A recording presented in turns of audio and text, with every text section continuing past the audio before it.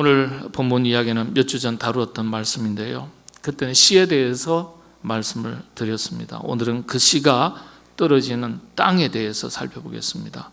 자, 씨가 각각 서로 다른 땅에 뿌려졌습니다. 이건 너무나 우리가 많이 들어서 잘 아는 내용입니다. 그렇지만 좀 더 깊이 들여다보면 우리가 미처 발견하지 못한 내용들이 많이 있습니다. 한번 생각해 보겠습니다. 8월 첫째 주에 우리가 10월 달에 성경 퀴즈 대회를 위한 예상 문제라 그럴까요? 범위를 발표하도록 하겠습니다. 이건 들어갈지 안 들어갈지 잘 모르겠습니다.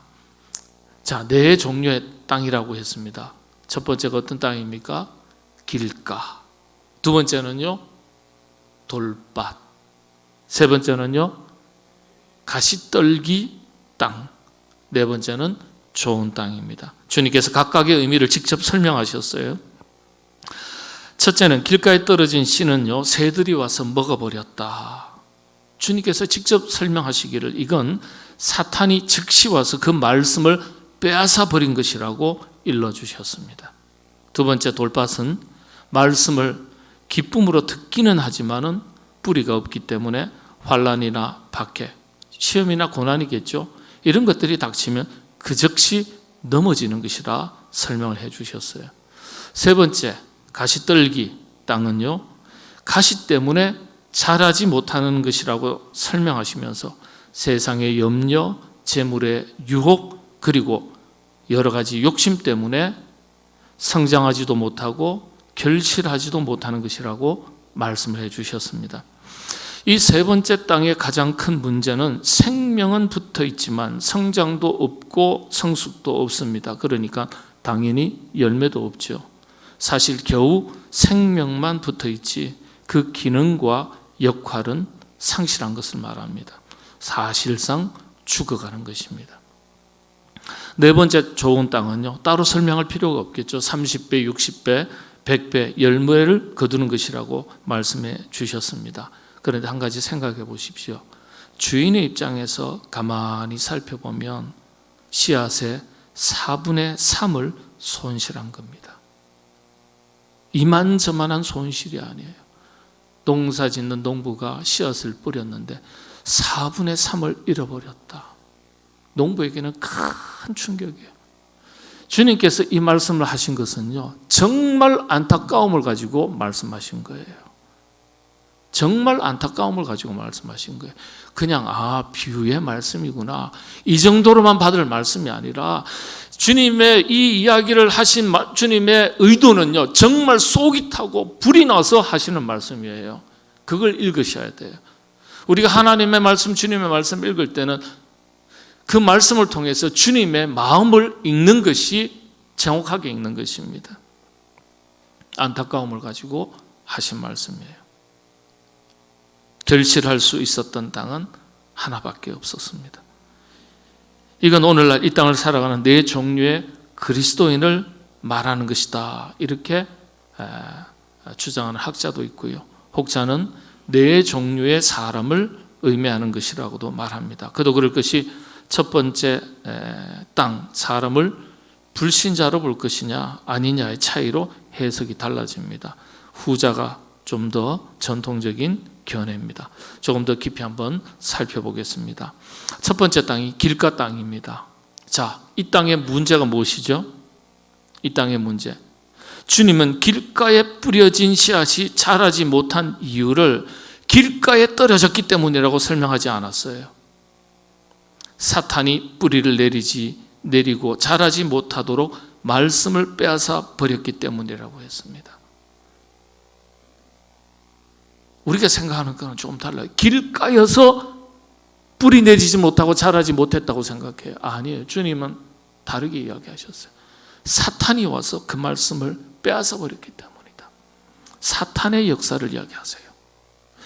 자, 여기서 말하는 길가, 사람 다리는 아스팔트 길, 시멘트 길, 이렇게 생각하실 수 있어요. 아니요, 그런 길이 아닙니다. 이 길은 신약 성경 마가복음에 기록되어 있는 이 길가는 농로를 말합니다.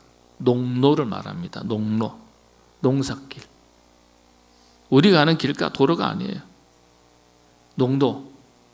우리가 사람 많이 다니는 그 길이 아니에요. 많은 그리스도인들이 그렇게 알고 있어요. 그 길 아닙니다. 농도예요, 농도. 농사 지을 때 가면 밭두렁, 논두렁. 농사 짓기 위해서 그 땅으로 갈 때 가는 농부가 걷는 길이 있어요. 농사 짓기 위해서 가는 길이 있어요.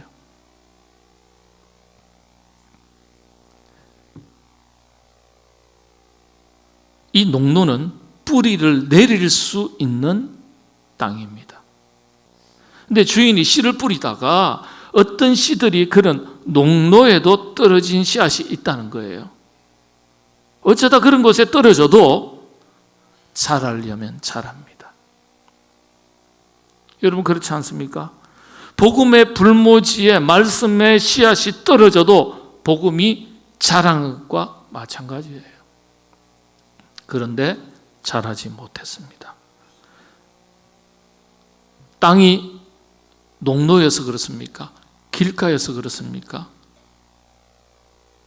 길가에 떨어졌지만 길가였기 때문이라고 주님께서 말씀하시지 않고 주님은 사탄의 역사를 말합니다. 아주 중요한 거죠. 여러분, 악한 영이 역사하면 환경과 관계없이 시험 들고 병 들어요. 다시 말씀드리면 신앙생활에 환경이 문제가 아니에요. 신앙생활의 연수가 문제가 아니에요. 신앙생활 잘 하셔야 돼요. 왜요? 지금도 사탄은, 악한 영은 두루 다니면서 그 삼킬 자를 우는 사자와 같이 찾는다고 베드로전서 5장 8절에서 9절 말씀에 분명하게 기록해 두고 있습니다. 영적인 분별력과 힘이 있어야 이길 수 있습니다. 영적인 무장을 잘 갖춰야 되는 거예요. 여러분, 십자가의 군병처럼 말씀으로 잘 무장된 전투력 있는 그리스도인으로 살아가시게 되기를 바랍니다. 두 번째, 돌밭, 돌짝밭 그러기도 하죠. 돌밭, 자갈밭이라고 생각해요. 예전에 어릴 때 어느 목사님이 있을 때 자갈밭에 뿌려서 뭐가 나겠냐, 자갈밭이나 길가나 뭐 헷갈려가지고 그 어릴 때는 이게 분별이 안 되더라고요. 이해가 안 되더라고요. 돌밭, 이 땅의 문제를 무엇이라고 주님께서 설명하셨어요? 이래서 환경이 중요해요. 환경을 이해하는 게 중요하거든요. 여러분, 이 이스라엘 지역은 겉보기에는 흙으로 덮인 땅이지만 알고 보니까 속은 아무짝에도 쓸모없는 돌밭이에요. 돌로 가득 찬 땅을 말하는 게 아니에요. 여러분, 이스라엘 땅은 대부분 겉은 마사토, 흙으로 덮여 있지만은 살짝 걷어내면 그 속은 바위가 깔린, 돌이 깔린 박토라고 말합니다. 박토, 이런 박토에 척박한 땅입니다. 가만히 들여다보면 뿌리가 없다 하셨어요. 뿌리를 내리지 못했다 그랬어요. 뿌리가 없다는 말은 생명력이 없다는 말이에요. 곧 죽은 것이나 다름없음을 말하는 것입니다. 여러분, 이 말씀을 가만히 읽다 보면 이 비유에 적절한 교회가 있습니다. 소아시아 7교회, 초대교회 7교회 중에 한 교회가 생각납니다. 어떤 교회죠? 4대 교회입니다.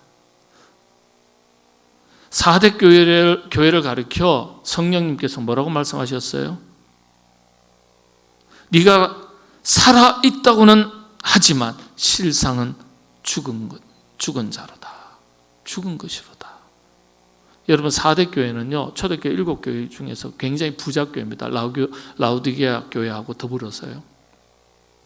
겉보기에는 화려합니다. 그런데 이 교회에 대한 하나님의 말씀드린 대로 네가 살아있다고는 말하지만은 실상은 죽은 것이다. 죽은 교회다. 죽은 그리스도인이다. 이렇게 말씀하셨어요. 또 이 말씀은 어쩌면 바리새인에게 하셨던 말씀과도 일맥상통하는 말씀이죠. 바리새인들에게 하신 주님의 책망의 말씀이 어떤 것입니까? 이 회칠한 무덤 같은 자들아 그랬어요. 회칠한 무덤 같은 자들. 회를 어디에 칠합니까? 무덤의 관짝 위에다가 칠하는 거거든요. 겉보기에는 하얀 색깔로 깨끗해 보이지만 그 속에는 부패한 시신이 썩어 들어가는 거예요. 겉과 속이 다른 것을 두고 하신 말씀입니다. 여러분, 이 돌밭은 겉은 흙이지만 바로 얕은 흙을 걷어내면 그 속은 아무런 생명도 뿌리내리고 자랄 수 없는 거친 바위, 돌로 가득 차 있는 것을 말하는 겁니다. 여러분, 말씀을 바꾸면 겉보기에는 그리스도인이에요. 겉보기에는 하나님의 백성이에요. 겉보기에는 목사고, 겉보기에는 우리 권사님, 집사님, 장로님, 겉보기에는 그리스도인이에요. 그런데 그리스도인의 삶의 내용이 그 속에 없다는 뜻이에요. 그에 걸맞는 삶의 내용이 없다는 거예요. 여러분, 특별히 이번에 피택받는 분들, 피택받으신 분들, 임직을 앞두고 열심히 모이고 공부하시는데 임직 받기 전에 자기 직분에 맞는 삶의 내용과 헌신의 내용이 뒤따르지 않는 재직이 되면 부끄러운 재직이 되는 거예요. 자신의 직분에 맞는 삶의 내용과 헌신의 내용이 뒤따르는 정말 교회 자랑이 되고 기쁨이 되는 재직들 되시기를 바랍니다. 그래서 세 번째 땅이 어떤 땅입니까? 가시떨기 땅이라 그랬어요. 자, 이 땅이 어떤 문제를 가지고 있습니까? 가시예요. 가시가 성경 말씀대로, 주님의 설명대로 씨앗의 기운을 막았다, 이렇게 되어 있어요.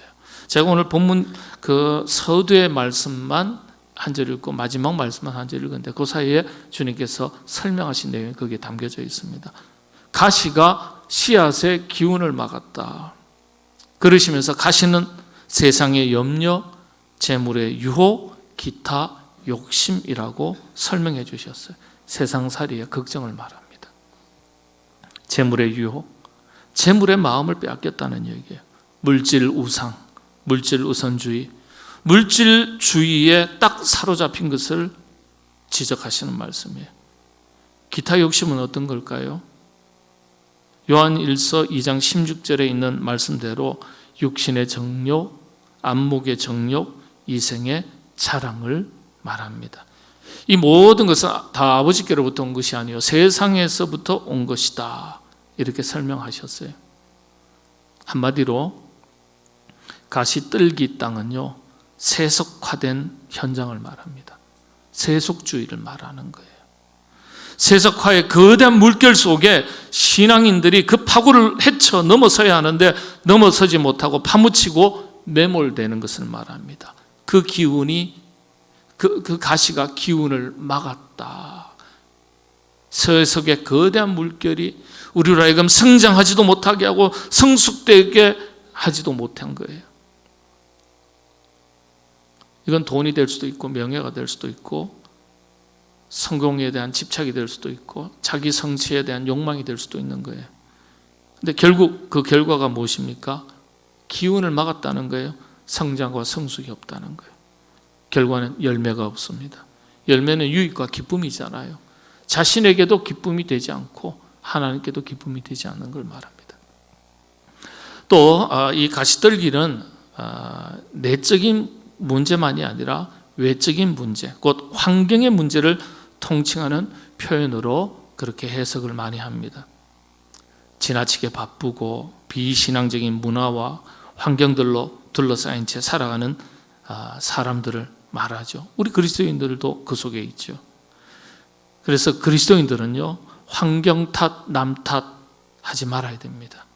환경을 이길 수 있는 사람이 되어야 되죠. 환경을 이길 수 있는 힘이 되는, 능력이 되는 말씀을 붙들고 살아가는 사람인데 환경을 못 이긴다. 말씀의 능력이 없다는 거예요.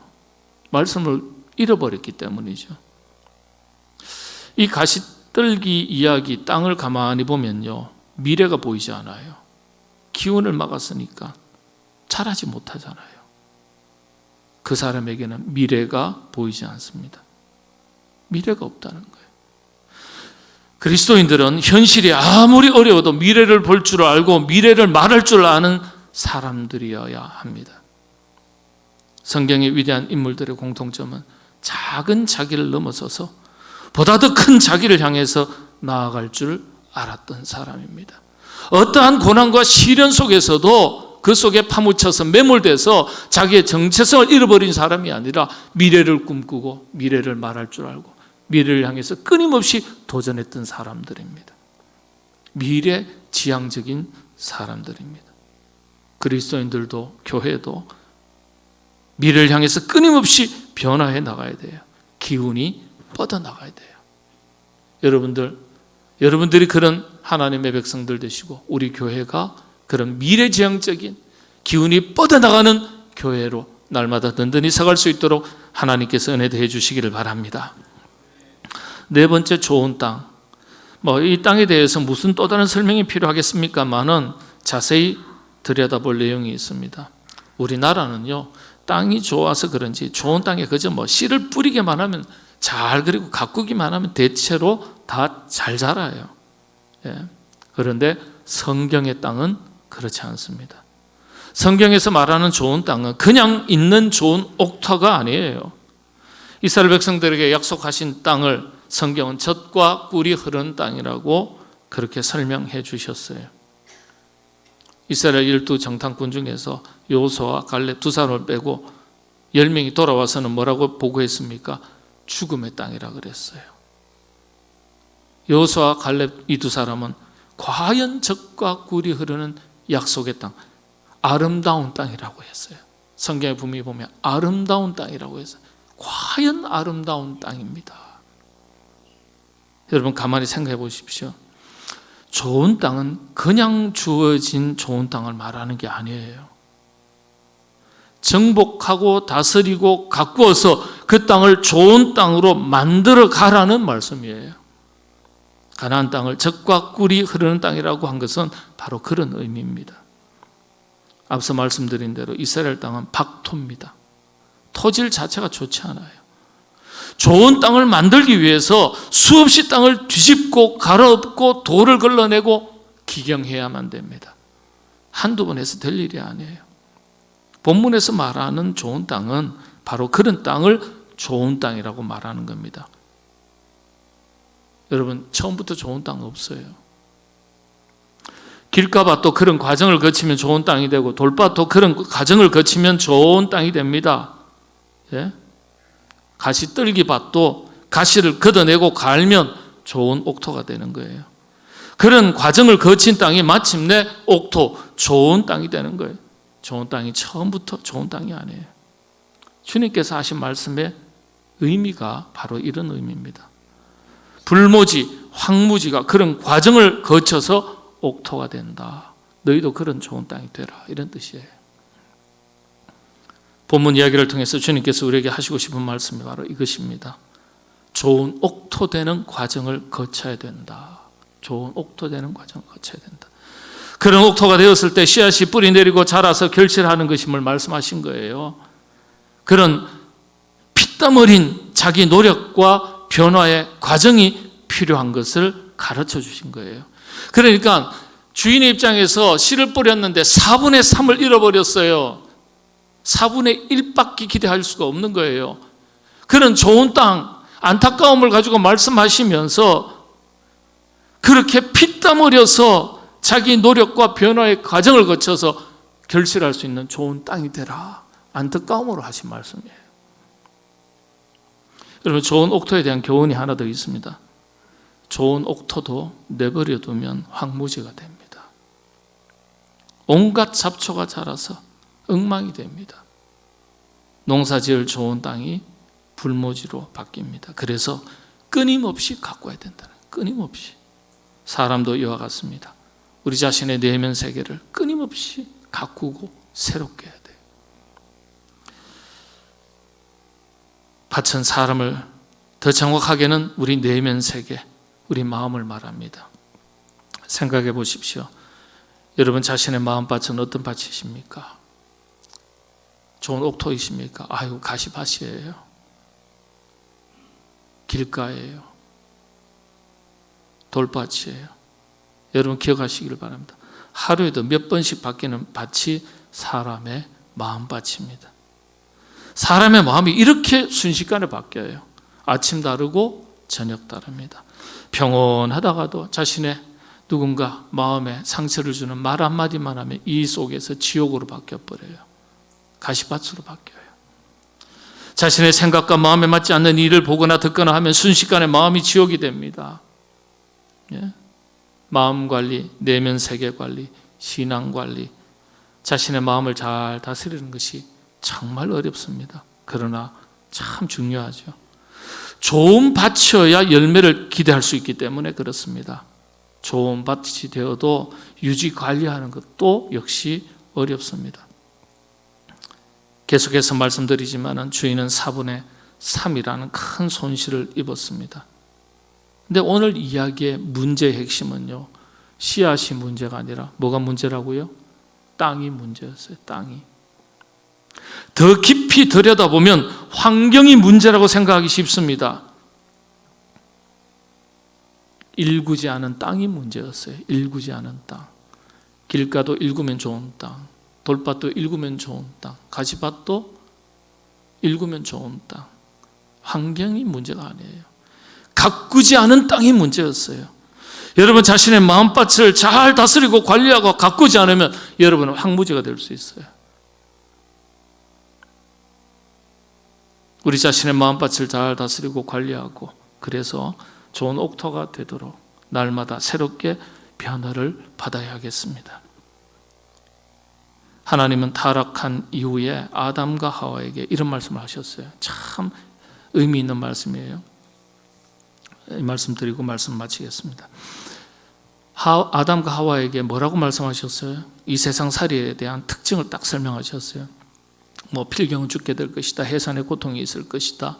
뭐 수고의 땀을 흘려야 먹고 살 것이다. 그런데 굉장히 의미 있는 말씀 한마디를 하셨어요.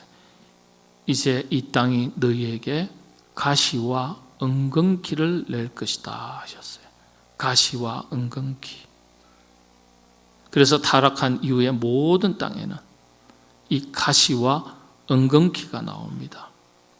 수고와 고생, 고난과 역경을 의미하죠. 맞습니다. 그런데 한 가지 더 있어요. 하나님께서 말씀하신 이제는 이 땅이 가시와 은근키를 낼 것이다 하신 말씀 속에 이 땅이 우리를 제외한 땅이 아니에요. 우리 마음밭도 하나의 땅입니다. 우리의 마음밭이 길가가 되기도 하고 겉과 겉다르고 속다른 돌밭이 되기도 하고 우리 자신이 찌르고 상처 주고 아프게 하는 가시를 내는 인생이 될 수도 있어요. 인생밭이 될 수 있다는 거예요. 세상이 가시와 은근키를 내는 것이 아니라 내 속에서, 내 입에서, 내 마음에서 가시와 은근키를 내는 거예요. 우리도 밭이니까. 그래서 날마다 우리는 우리 자신의 마음밭을 갈고 다스려야 됩니다. 로마서 12장 2절 말씀, 이 말씀이 바로 그런 뜻입니다. 한번 같이 읽어보겠습니다. 너희는 이 세대를 본받지 말고 오직 마음을 새롭게 함으로 변화를 받아 하나님의 선하시고 기뻐하시고 온전하신 뜻이 무엇인지 분별하도록 하라. 오직 마음을 새롭게 함으로 변화를 받아 옥토가 되는 과정이에요. 그래야 열매를 기대할 수 있습니다. 좋은 향기 나는 꽃을 볼 수 있어야 되고 열매를 볼 수 있어야 합니다. 그래야 쓸모가 있어요. 열매가 없으면 어디에 쓰겠습니까? 주님은 필요 없어서 불사르겠다고 하셨어요. 그리고 사람에게 밟힐 뿐이라고 하셨어요. 비극입니다. 정작 본인만 모른다면 더 큰 비극이죠.